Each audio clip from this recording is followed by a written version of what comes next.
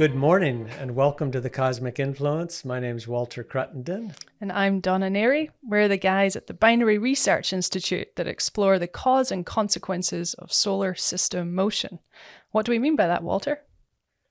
Well, just as the Earth spins on its axis and gives us the cycle of night and day, which changes our consciousness dramatically from subconscious to conscious and back again, but it's so common we hardly think about it. And just as the Earth orbiting the sun on a tilt gives us the waxing and waning of the seasons and causes things like hibernation and migration, etc., has an equally dramatic effect on all plant and animal life.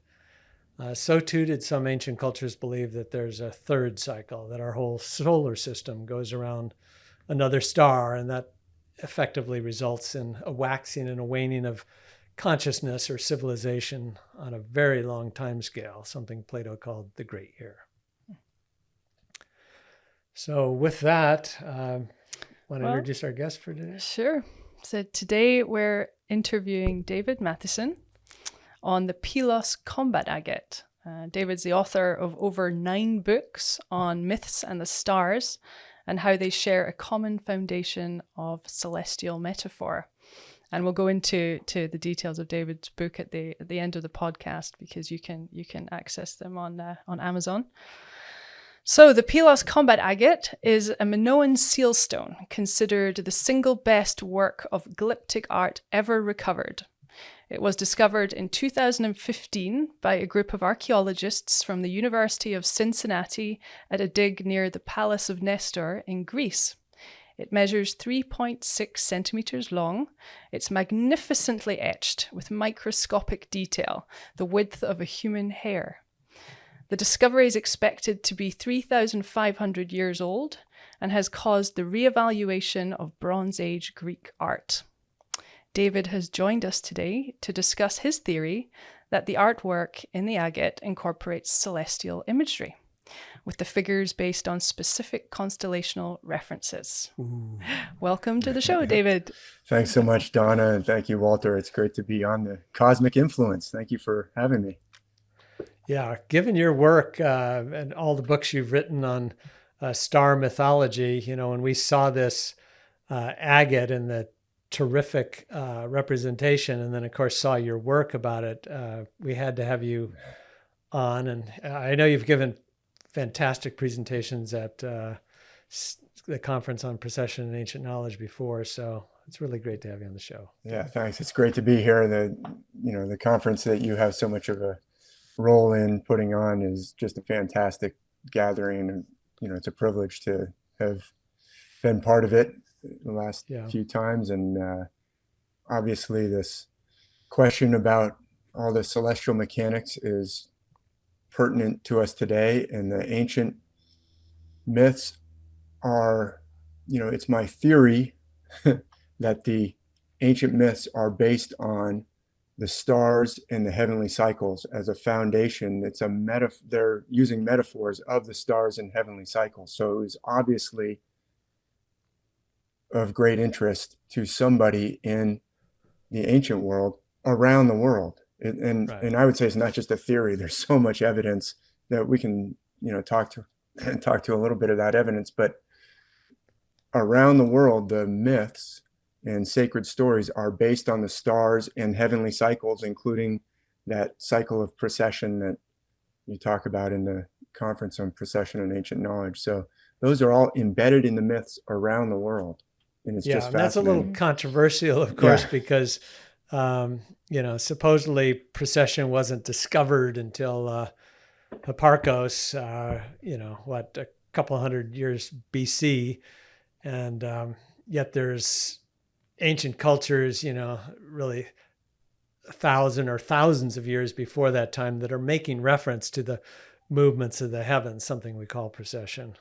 That's right. And using numbers that turn out to be more accurate than Hipparchus couldn't figure out, the rate of precession very clearly. And even later, Ptolemy, who was in the centuries AD, was aware of it, and he was able to narrow it down that it's faster than 1 degree every 100 years, but he couldn't get much more precise than that. And these are, talking about precession, we've kind of jumped in at the deep end. People may be wondering, what exactly is this 1 degree, 100 years? But the point that I'm driving towards is, now we believe that the precessional rate is approximately 1 degree every 71.6 years, or you could round it up to 72 years. And yet throughout the ancient world, not only in the myths, but even in the ratios of some of the great ancient monuments, including the Great Pyramid, we find precessional numbers using multiples of 72 and 108 and 432, as well as in the ratios of the pyramids in the Americas, in modern day Mexico, have these precessional ratios in them. And we find it in the ancient myths. For instance, in the Vedas of India, 108 shows up, 108,000, sometimes 108 million. Or in the Norse myths, in the Eddas, there's a number of 432, which is 108 times 4. So we find these precessional numbers woven into the myths, embedded in these ancient monuments around the world, showing that, suggesting very strongly that somebody understood these precessional cycles. And in fact, the metaphors in the myth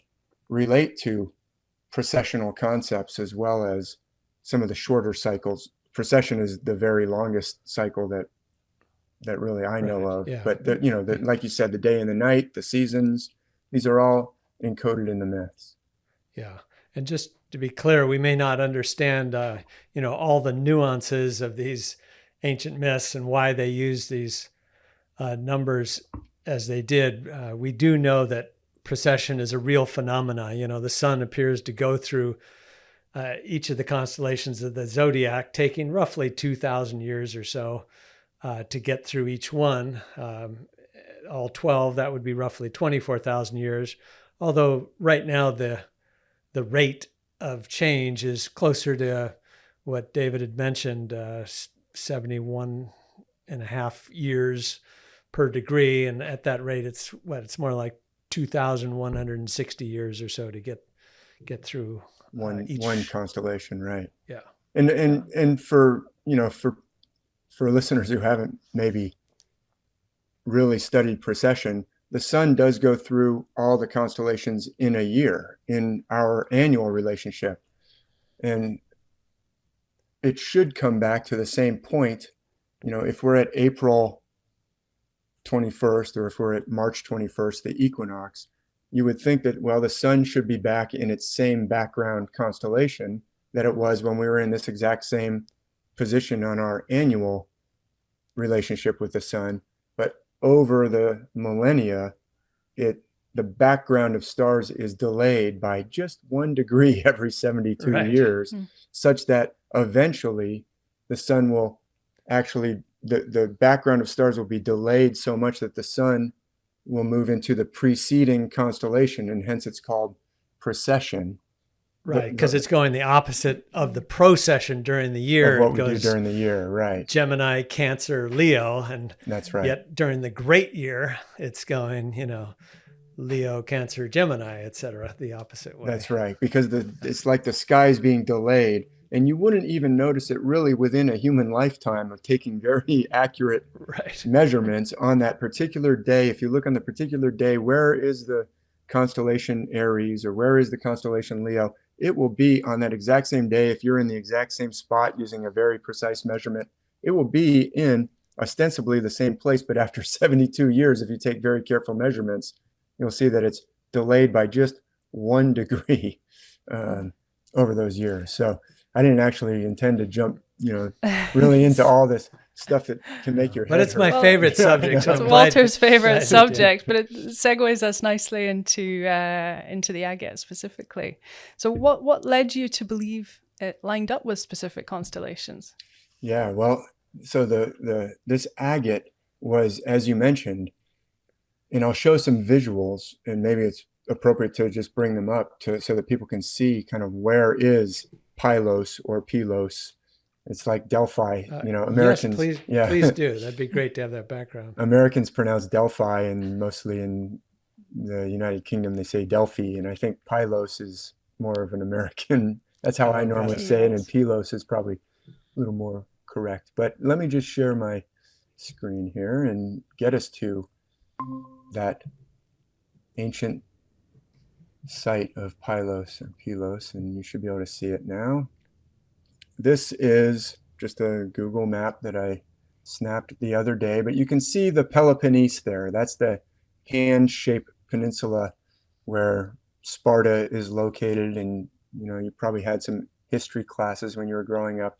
And then Greece continues across that peninsula, the Corinthian Peninsula, and Athens is on the Attic Peninsula there. But the Peloponnese, on the western edge of it, is this ancient city of Pylos, or Pylos. It's right where I have the little red button there. And I'm going to zoom in for us into this little square. Let's bring that up. You can see there's this beautiful bay there, and then the city of Pylos is right there. Still to this day, it says on the screen, if you look very closely, Pylos. This beautiful bay, and it's described in the Odyssey when Telemachus, the son of Odysseus, is searching for news of his father. Athena, in disguise, comes to him in the disguise of Mentor, and Mentor says, Telemachus, it's time for you to grow up. Why don't you go take a ship, get some companions, and sail down and look for some news of your father, Odysseus, who hasn't come home yet. And Telemachus does, and he goes to Pylos, or Pylos, and he sails right into this beautiful bay that you see right there. And so in 2015, as you mentioned, Donna, let me just go up the road. There's a road up to what you mentioned, this Palace of Nestor. So when Telemachus in the Odyssey sails up into this beautiful bay, he finds all the people of that part of Greece are worshiping on the beach with all these bowls. They're making a sacrifice to Poseidon, and old Nestor is there. Nestor has been to the Trojan War. He knew Odysseus. He knows of the troubles that Odysseus has been having to get home, and maybe Telemachus can get some news from Nestor. So in the early 20th century, there was a professor who found this magnificent palace right at the point where I'm circling right there at the end of the road. So if you go up the road from Pylos, you can get to this place in the hills and the vineyards and olive groves where there's this magnificent ruins of this palace, and the professors and excavators dubbed it the Palace of Nestor because of the Odyssey. Now, I think Nestor was a mythological figure. I believe that the evidence shows that all the ancient myths are based on the stars. They're based on celestial metaphor. To me, it's kind of like somebody, unearthing, I don't know, a pistol in Chicago in 2,000 years and saying, aha, it's the pistol of Indiana Jones. Well, okay, maybe he's a movie character, but whatever. We found the pistol of Indiana Jones. But anyway, the Palace of Nestor, in that grounds, the grounds of the palace, was discovered this shaft grave that had been unnoticed by any previous expeditions here in the area of the Palace of Nestor. Let's zoom in on where that shaft grave was found. I could, give some diagrams of the whole grounds, but in the interest of time, this is this grave that was discovered in 2015 by a team from the very same University of Cincinnati, where the professor who found the Palace of Nestor and called it the Palace of Nestor. I'm pretty sure that that connection is correct. And in fact, it's, I want to say their names right, Jack Davis and Sharon Stalker of the University of Cincinnati. And I believe that Professor Jack Davis, is the Carl W. Blagan, scholar of ancient history. And Carl Blagan was involved in the discovery of the Palace of Nestor. So it came a few generations later. That was in the 1930s. This is 2015. They had been wanting to do some excavation on the Palace of Nestor, but they were denied because of red tape. And they said, well, let's dig around some other areas. And they found this shaft grave that I have a small diagram of it down at the bottom just to show its dimensions. Feet by 4 feet, and then down 5 feet down, they found an undisturbed grave with this warrior in it. So anyway, I'll stop talking, let you guys any I heard a story too that I guess the team that found it was kind of disappointed with the dig site that they were given at first, and of course turned out to be this wonderful find. Yeah, it's really remarkable. I mean, so it's in an olive grove. You can see the olive tree right there. It doesn't even look like a very ancient olive tree. Maybe that's a 20-year-old olive tree. I don't know. But here's a bigger picture. In it, they found the skeleton of an adult male, about 30 years old, they believe. He was 30, and he was buried with, in 2015, they said, oh, it looks like about 1,000 items. Now they've discovered well over 3,500 items in this tomb. This is the Griffin Warrior, I guess, is how they They've termed dubbed it the Griffin Warrior, and I actually have a few little items to show why they called it the Griffin Warrior. Because before the Pylos Combat Agate was found in this, but it was encrusted, and they didn't really reveal it to the world until 2017. So we'll get into that in a second. But what they have determined, or what they believe, is that this tomb, this warrior, was buried, and this tomb was sealed up in 1,500 BC, meaning it's 3,500 years old, which is really remarkable. Especially, apparently, the surface of these stones were almost right up to the surface of the ground, and the remains are only 5 feet down.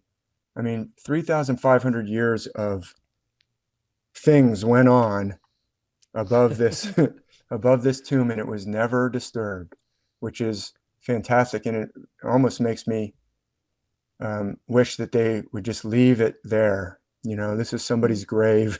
Maybe they could build a museum around it so that none of these artifacts get stolen, because the artifacts inside are magnificent. Obviously, you can't just leave it, or some robbers might come and take these magnificent goods. But let me show a few of the things that they found. You can see in this diagram, there's a sword on one side of the remains.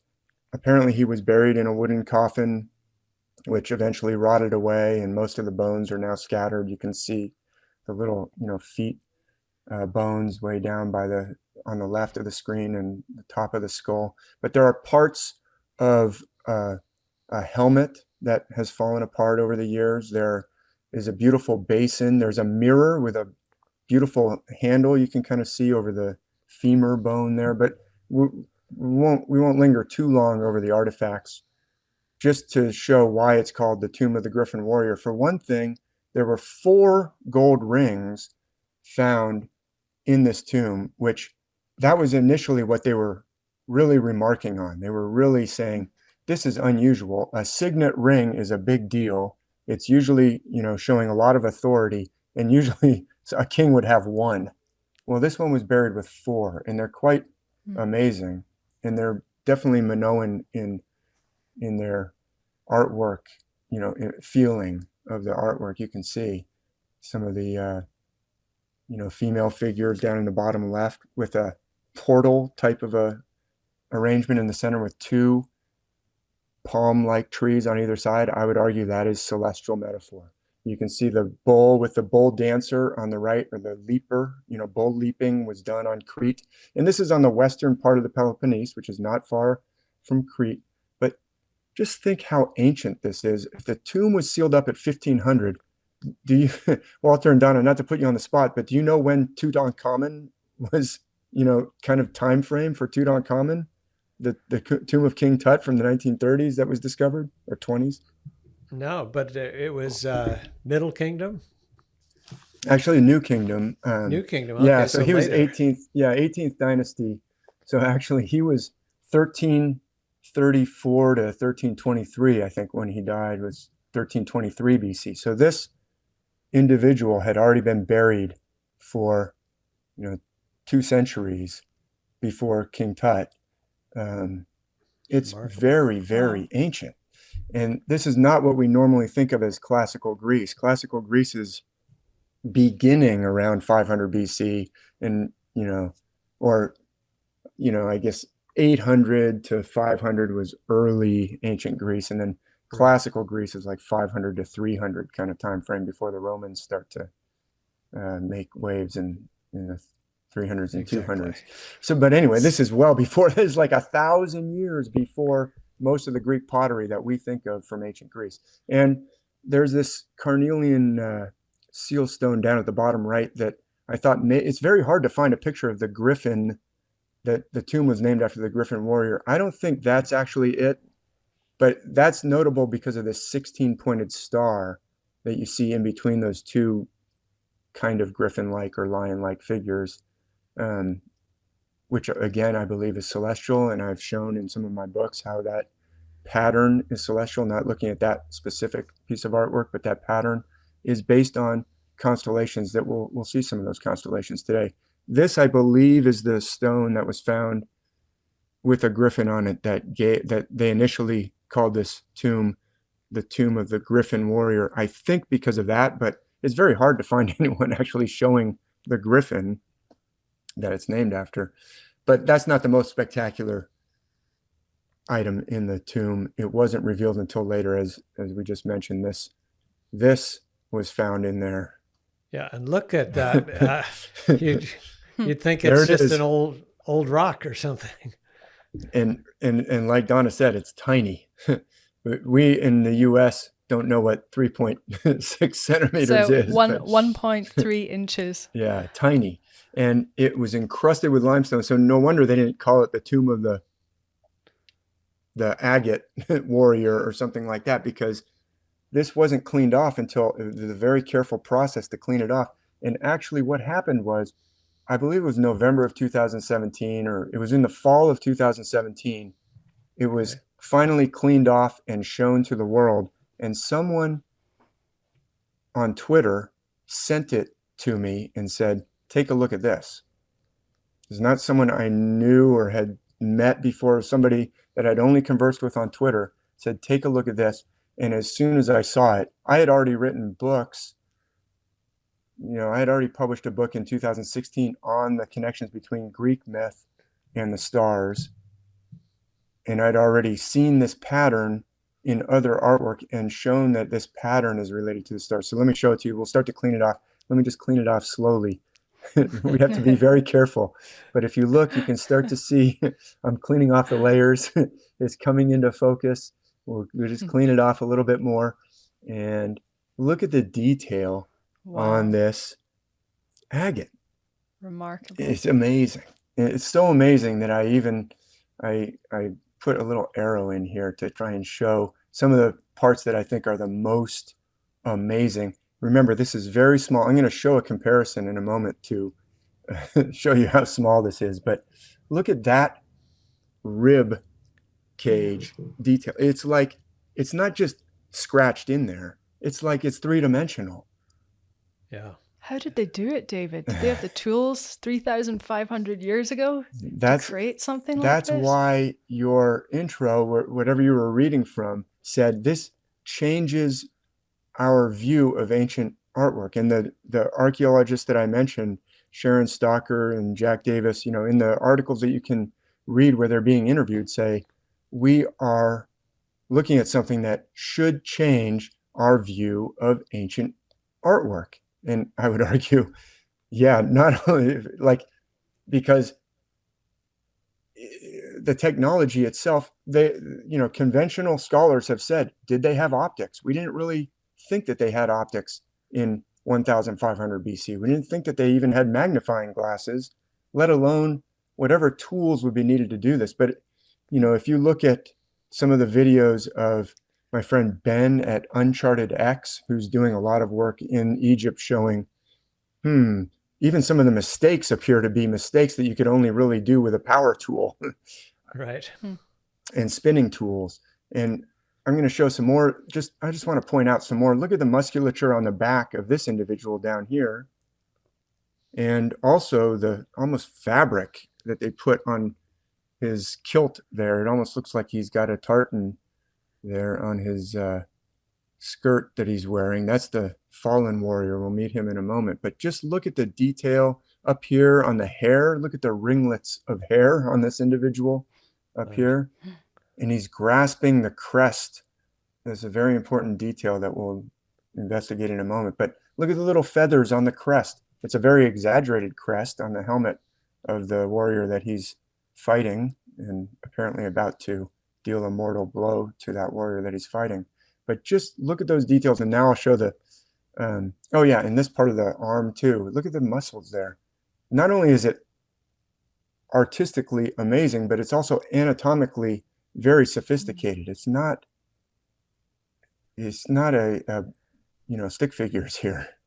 Yeah, no, it's amazing. Our friend John West, who you've been on the podium with several times at our conferences, he always mentioned how Egypt seemed to go backwards. That the most spectacular architecture is at the very beginning, and it's so clean and mathematically perfect.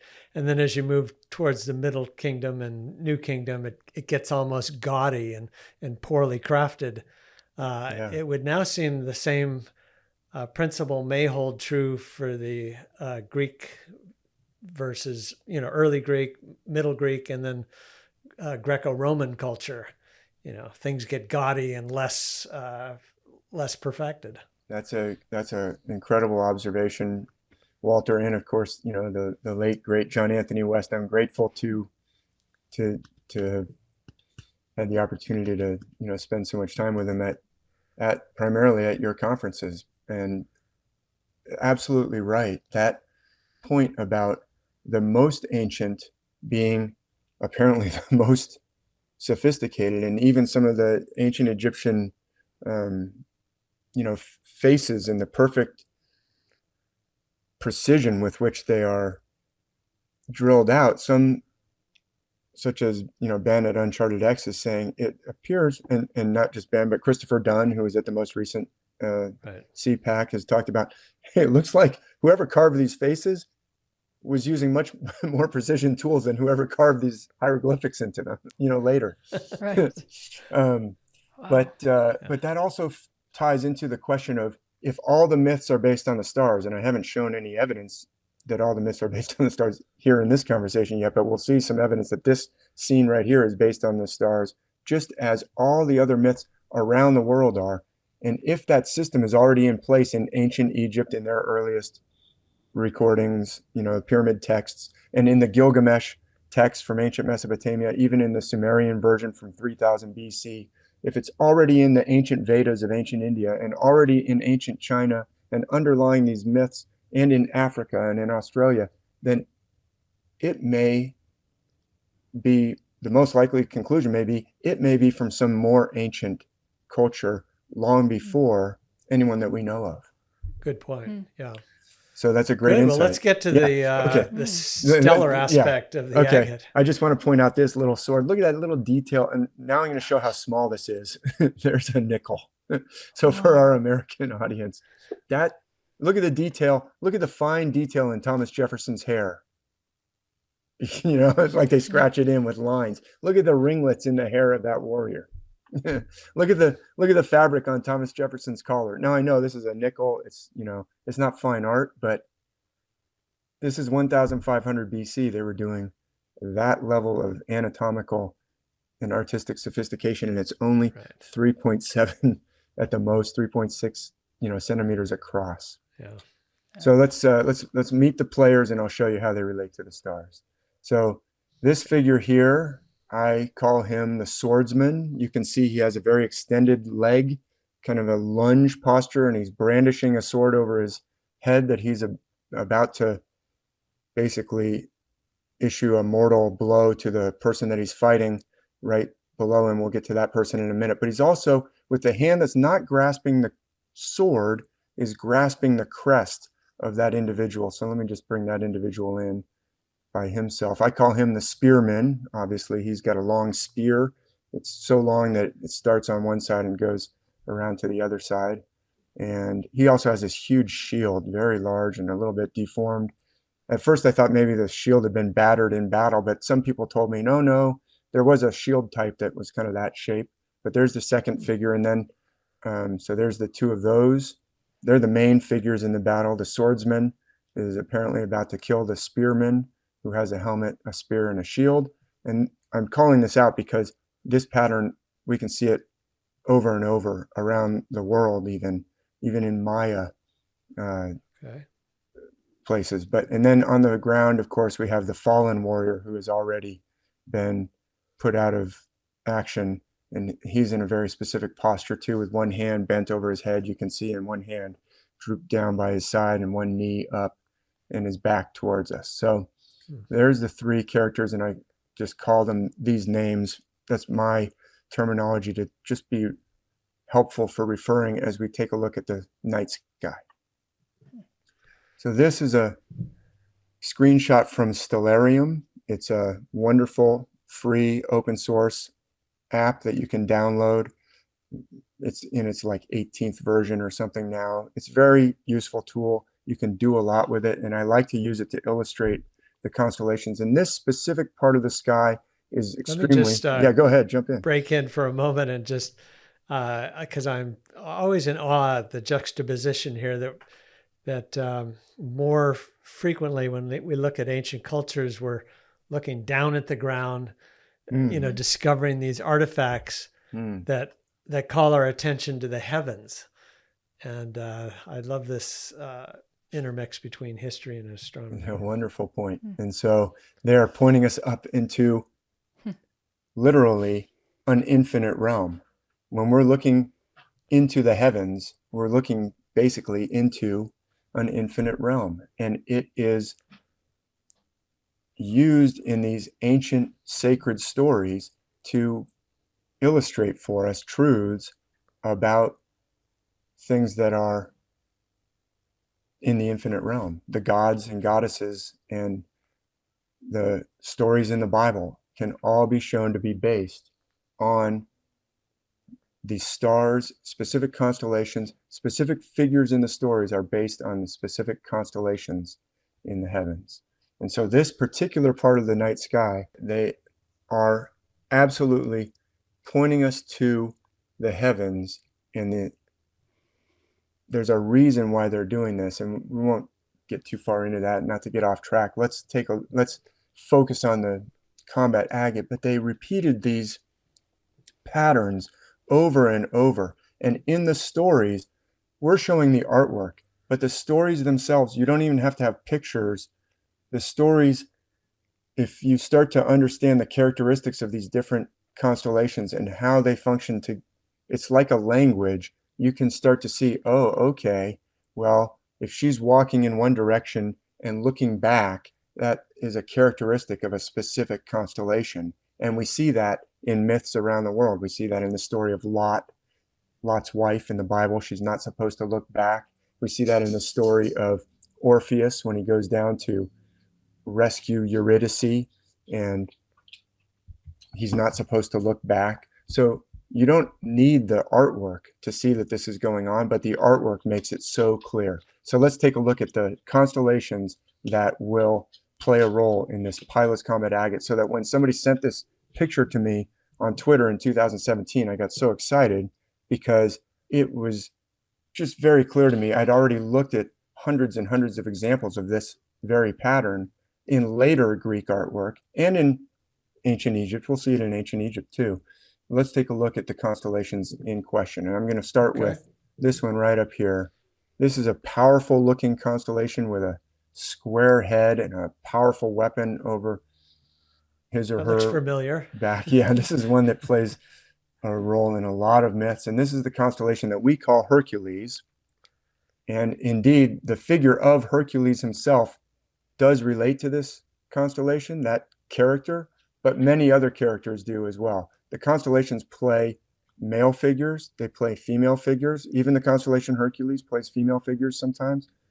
But the characteristics of this constellation I want to point out before we go to the next one is this square-shaped head, which often suggests a man with a full square beard. Also, this lunge posture with one leg kind of extended and heel raised, and the other leg sometimes is a deep knee bend. Sometimes that's more exaggerated than other times in artwork. Big, powerful weapon brandishing over his shoulder or her shoulder. Sometimes that weapon will be a club, as in the hero Hercules. Sometimes it'll be a thunderbolt weapon, as in Zeus, or Thor has a thunderous hammer. Indra in the myths of ancient India has a thunderbolt weapon. So that arm is holding a big weapon over the head there, and then the other arm reaching forward, very distinctive in the heavens. You can see this. And so let me just bring in a picture of the hero Hercules from a much later ancient Greek vase. And you can maybe make out that he has a square-shaped head. In fact, he makes it even more square by wearing that lion skin. He's in roughly the same kind of general posture of his feet, heel raised.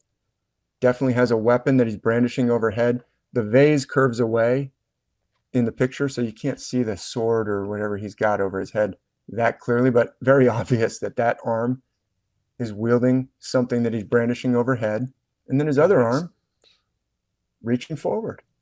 I mean, distinctively, it's like so long that I can't even believe his hand is on her other shoulder there. His arm is so long. So this would appear then to be the swordsman in the Pylos Agate. That's a characters. Very, very perceptive. Let's bring in the Pylos Agate, and Walter is already. And because it's, look at it. Sorry, just cutting to the chase. Yeah, yeah, absolutely. So I would argue that that figure is definitely in that posture. And let me put a clue in that makes it, beyond speculation here. He is grasping what? A crest. We saw a crest on that Hercules figure a moment ago. He was putting his hand on, it was an Amazon warrior that he was fighting, but she had a big crest. But in this case, the Pylos Combat Agate artist has the swordsman grasping the crest. Let me show you the crest. There's the hand grasping the crest. Right in front of the constellation Hercules this is a very distinctive constellation, easier to see actually than the Hercules constellation itself. This is called the Northern Crown, or in Latin, Corona Borealis, the crown of the north. And look at the outstretched arm, the other arm of Hercules. You can imagine another line in your mind, because none of these lines are there in the night sky, of course. We all know that when you go out in the sky, you just see the stars. You can imagine a line connecting to that arc, and the ancient myths do. This is not the only example of this. Hercules figures will grasp something that is arcing in many, many myths around the world, and maybe we'll get a chance to see some more examples of that later. But let me show right below, we've got this figure, the spearman. Right below Hercules is another very important constellation. May not be as familiar to everybody, but it's very important in the myths. This is the figure of Ophiuchus. Once again, plays male and female figures. Yeah, Ophiuchus. And it means the serpent holder, the Greek derivation of this name, because there's this central body, and then on either side, these two serpent halves. Looks like one long serpent or two squiggly somethings. And those two squiggly somethings on either side will play the role of many different things in many different myths. But as we look at it, you can imagine the head on the right as we're looking at it, and the tail of the serpent on the left. So who could that be in the picture? Well, it's the spearman. And Ophiuchus figures have a spear in many different myths, and it's because you can kind of draw a line right down through, especially that left, as we face it, the tail end. It's actually the eastern side of Ophiuchus. That's clearly a spear. It's pointing right down to Scorpio. We won't get into that, but there are myths in which an Ophiuchus figure is fighting a dragon figure or a serpent figure. There are also myths in which an Ophiuchus figure has two spears, including in the Iliad. I argue in this book that I published in 2016, which again is before this Pylos Combat Agate was even cleaned off and shown to the world. Hector in the Iliad is definitely an Ophiuchus figure. He carries a spear, sometimes two spears, and one time even one of his spears has a hoop on the end of it, which is the right-hand side of there of Ophiuchus. But got it. Well, what time of year roughly would we see these in the night sky? So right now, this is the actually northern hemisphere. Yeah, northern. Well, it's southern hemisphere too. Actually, it's just winter for them when they're seeing it. So this is when we're facing away from the sun. These are the constellations that we see in the summer. So Scorpio is right down below Ophiuchus, and Scorpio dominates the night sky in the summer. And for us in the northern hemisphere, we call it the summer in the months of June, July. And opposite Scorpio in the whole dome of the heavens is Orion. So we don't see Orion as much in Okay. the summer. We see Orion where, Winter. yeah. So this is what we see right now as we're filming this here in July 27th. So also figures in myth that are associated with Ophiuchus have these spears, like the goddess Athena has a spear, and she comes out of the head of her father Zeus, who is associated with Hercules and is often depicted in that outline. And she has a helmet, and sometimes she has a shield. And look at the shield of the Pylos Combat Agate figure. And I kind of filled in this long rectangular body of Ophiuchus. Sometimes it's envisioned as a long shield. Oh, there's the spear that that guy's probably carrying in the Pylos Combat Agate. I forgot I had that in there. But let me show the shield too. That's where I think the spear is generally, you can make spears going across Ophiuchus, but Ophiuchus is associated with spears. Figures associated with Ophiuchus will almost always carry a spear or sometimes a rod or a staff. Okay. And a shield sometimes. You can see how that central rectangle could be a shield, such a long shield that the legs look kind of short. Or even that part for this kind of deformed shield of the spearman.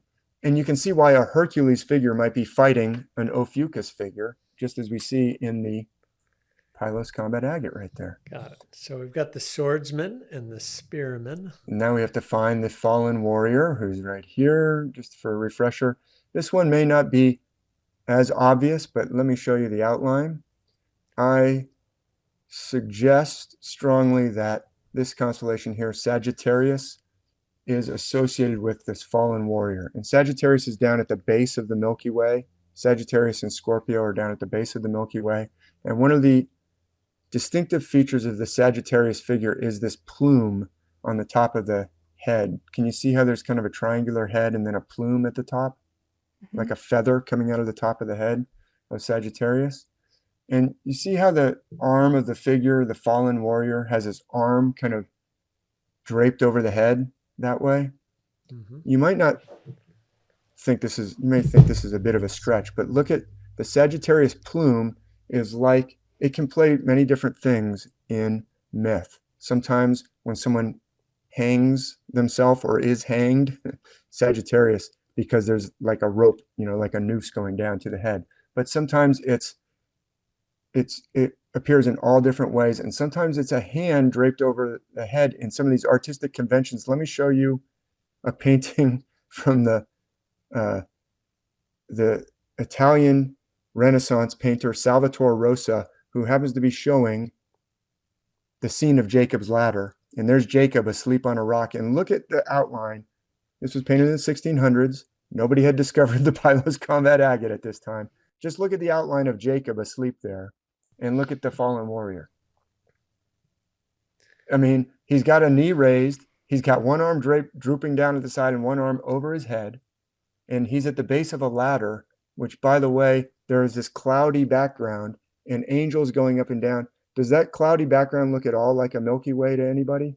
With the brightest part of the Milky Way? Interesting. That is Sagittarius. Yeah. To digress slightly, was it known that the Renaissance painters would depict star motifs or well, mythic stories, or how's that? I'm the one. Stories. Yeah, yes. I'm the one who's arguing that mostly, Walter. Okay. So this scene in Jacob's ladder of the angels going up and down the ladder is celestial. We have two great birds in the Milky Way above Sagittarius. We have Aquila the eagle. We have Cygnus the swan coming down and Aquila the eagle going up. And we even have the brightest part of the Milky Way, and on the other side, the mountainous figure of Ophiuchus is actually associated with a mountain in many myths. This painting is actually all celestially pretty correct. It's pretty accurate. We won't dive into. I could go bring up a bunch of Jacob's ladder pictures and show you. Even sometimes they show the God, the Almighty, at the top of the ladder, and they will show him in the outline of the constellation. Who do you think would be the most powerful figure? Hercules. So I could show you one where the figure of the Almighty at the top of the ladder is in the outline of the constellation Hercules. But I'm just showing that, that the shape is very, to me, when I looked at that, even the kind of the long skirt on Jacob there matches up with Sagittarius. We don't have a long skirt on the fallen warrior, just a kilt. But this is conventions that somehow got carried down into the 1600s. It's really remarkable. And there's even one more little detail I just want to quickly show that is right here. You see this sword scabbard on the swordsman with a distinctive pommel right there?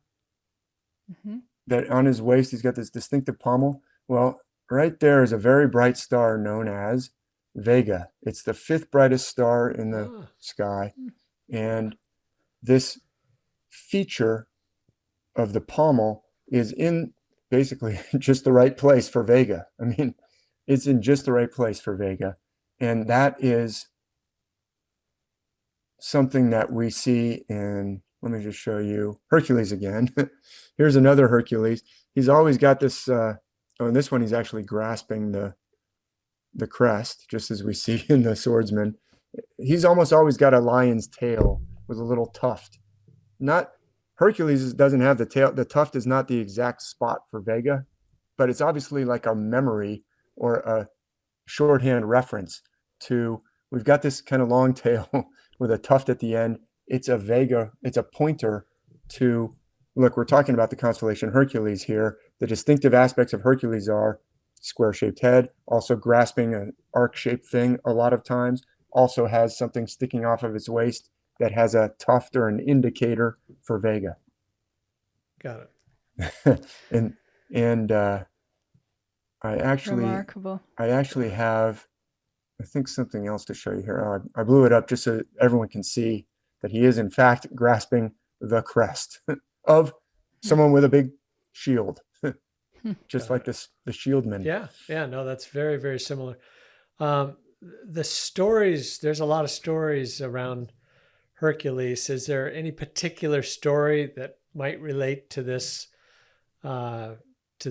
motif in the Pylos Agate? Well, that's a great question. So Hercules, probably the most famous story that everyone knows about Hercules is he fights the 9-headed Hydra. And the 9-headed Hydra, if I just went back, below Ophiuchus is Scorpio. And Scorpio is a constellation that looks like a serpent with multiple heads. The multiple heads could be envisioned as the pinchers of a scorpion, but it could also, really the way to envision Scorpio for the myths is most often it appears as a serpentine type figure with multiple heads, sometimes 7, sometimes 8, sometimes 9, sometimes 10. So Hercules figures will fight Scorpio figures a lot, but sometimes they will fight an Ophiuchus figure. So I don't actually have it in this slideshow, but Zeus fights Typhon. Actually, let me just pull it up. Let me, you can always edit how you want to.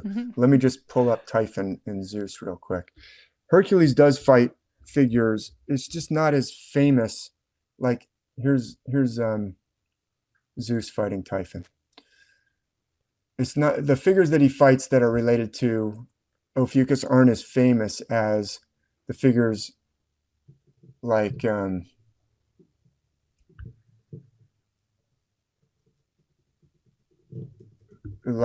Hydra, when he fights the Hydra. But Zeus, hopefully everyone can see, Zeus is in Hercules posture. He's brandishing a weapon over one shoulder. He's reaching forward distinctively with his arm. He even has, he doesn't have something around his waist, but he happens to have a shawl that kind of has a pointer to Vega again.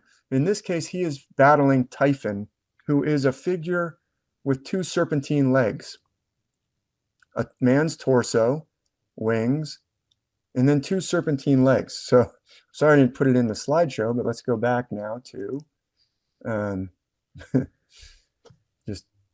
we can skip ahead, but if we were to get rid of some of these things on Ophiuchus, the shields that I've put in there, you would see that the serpent halves, how can I get back? Yeah, some of the stories I've I've heard, it sort of had a metaphysical twist that, of course, Hercules is, and so many of these warrior figures are, striving for enlightenment, and they have to fight Maya or delusion. That's right. And that's often who their enemy is depicted as one of these characters, or another story about Hercules. He has to clean out the stables. That's right. The Augean stables of the king who never cleaned out his horse's stables.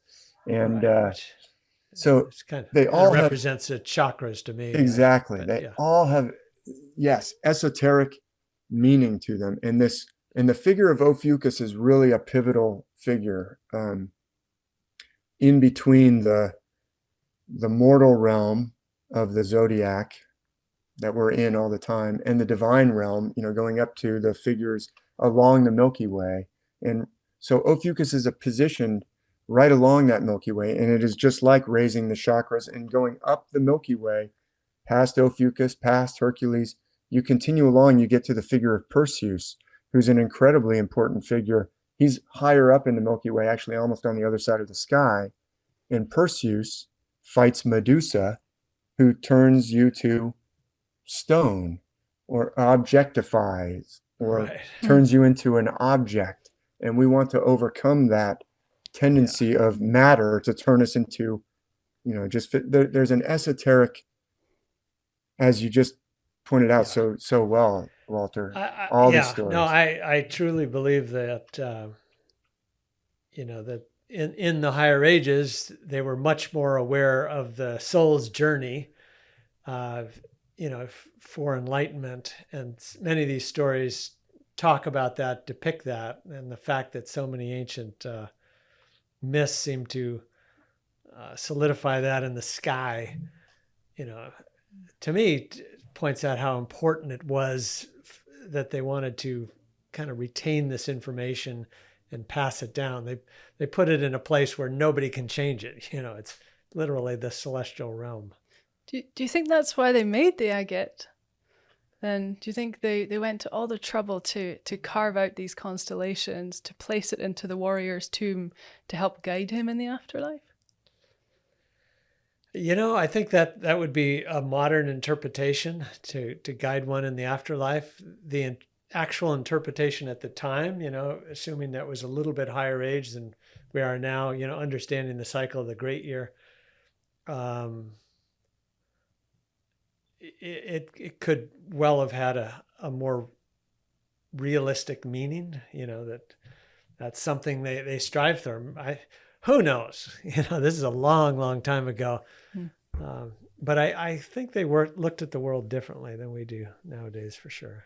Yeah, I mean, I think it's a great question, Donna, and it opens up so many avenues to think about. And I actually tend to agree with Walter's point that a lot of the things that modern scholarship attributes to, the Egyptians were talking about the afterlife or this weighing of the heart. I actually did not too long ago, a video where I read a quote from Alvin Boyd Kuhn, who's somebody who lived from 1885 to 1963. And in 1940, he wrote a book and he said, this whole weighing of the heart scene that gets attributed to something that happens after you die, they were trying to explain this is going on all the time in your life. That's happening in this life.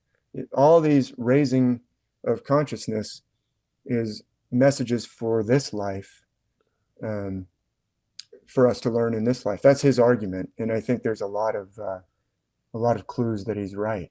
And actually, I do have an Egyptian scene to show if we have time for just two more quick images.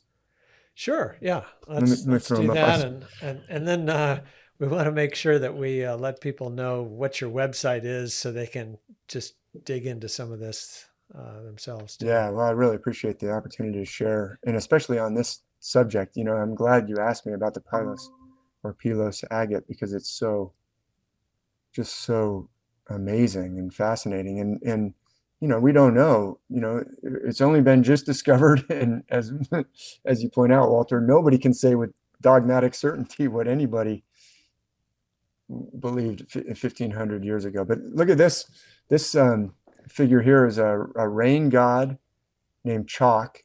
This is a Maya drinking vessel from the 7th or 8th century AD, and you can see that exact same outline. You can see the lunge posture, the heel raised, the weapon held over the back.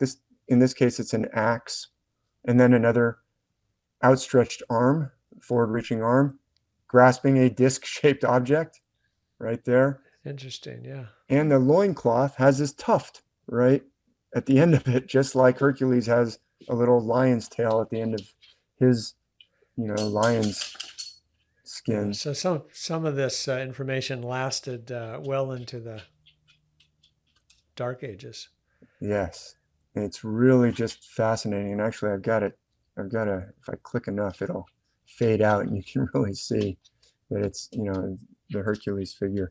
I clicked it too fast, but if it faded out a little slower, you could see they are in the same the same posture, grasping. I mean, the disc is right. Oh, there we go.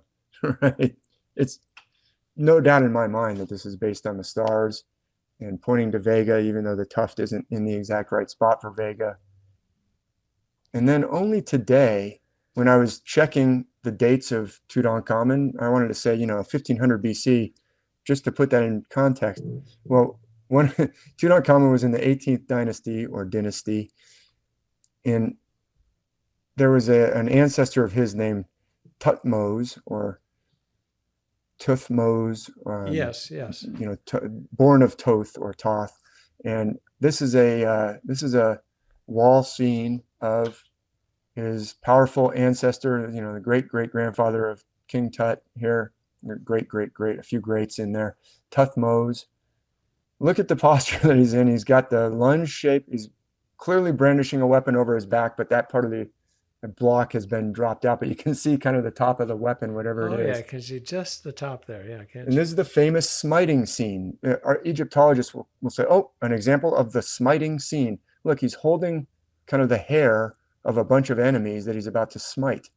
It, to me, is the same exact pattern. In fact, he even has a square-shaped crown on his head. It's a specific very similar crown. motif, right? It's the same, but actually, I think that this Egyptian, Tutmos and the Pylos Combat Agate are about the same period. 1500 BC is about the same time frame. The Pylos Combat Agate may be even earlier, and in fact, if the grave was sealed up in 1500 BC, we don't know how many hundreds or thousands of years earlier that stone was actually carved, although it's usually attributed to Minoan civilization. The Pylos Combat Agate grave was Mycenaean period, 1500 BC, like early Mycenaean, but the Minoan was around the same time, and the Minoan was even more artistically sophisticated and, amazing things. But I just thought this was so, as I was looking for what year was King Tut again, just so I can put this into perspective. Oh, look at this.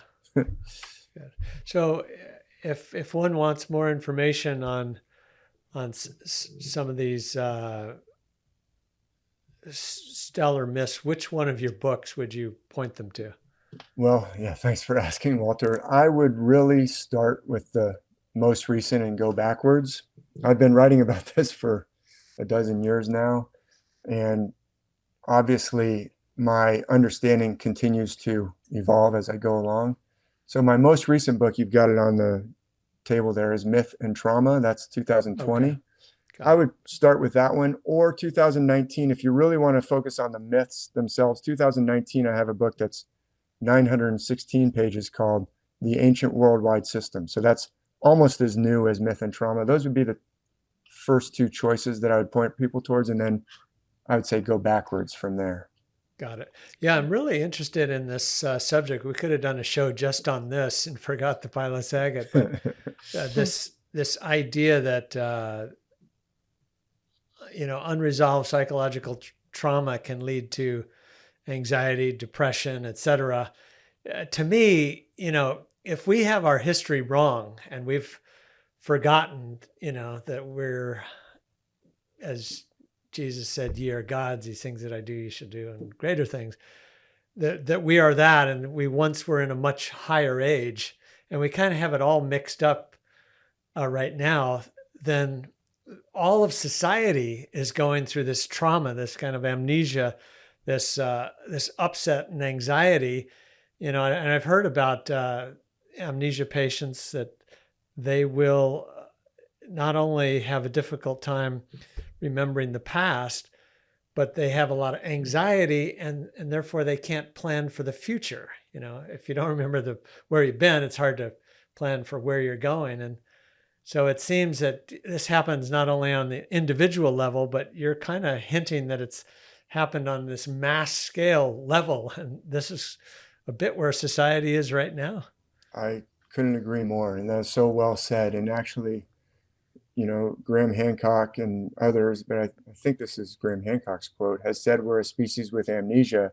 And I have said, I think we could even go one step further and say we're a species with trauma-induced amnesia, because it may be that something happened to cause this loss of this ancient knowledge, and even by the time of the Egyptians, they had pieces of it, but they didn't remember all the meaning of it.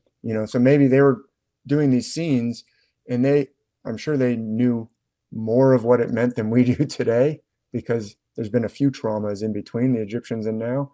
But whatever happened to the culture that created this, this worldwide system of tremendous sophistication, we don't even know who they were, because it was already fully developed apparently by the Vedas of ancient India are using this celestial metaphor. I hinted at Indra, but all the Vedas and the different figures, the stories of Brahma and Vishnu dreaming on the ocean can be shown.